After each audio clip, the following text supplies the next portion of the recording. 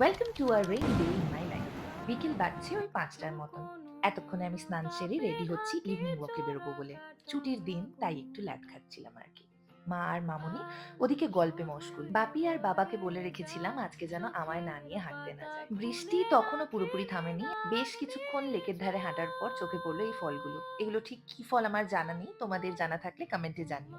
এদিকে মায়েদের কাণ্ড দেখো, একজন ফুল দিয়ে কানের বানিয়ে পড়ছে আর একজন বাঁশি বাজাচ্ছে। লেক থেকে বেরিয়ে স্ট্রেট চলে গেলাম কিছু খাওয়া দাওয়া করতে।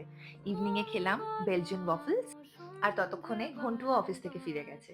যেহেতু বৃষ্টির দিন, একটু মোমো না খেলে ঠিক জমে না, তাই চলে গেছিলাম মোমো খেতে এবং বাড়ি ফেরার পথে ঢুকেছিলাম জুডিওতে। বেশ কয়েকটা ড্রেস দেখার পর এই দুটো ড্রেস পছন্দ হলো অ্যান্ড ইয়েস, এই দুটো ড্রেস কেনা হলো, একটা দিদির আর একটা আমার। বাস, এবার বাড়ি। আজকের দিনটা কিছুটা এভাবেই কাটালাম। বাই।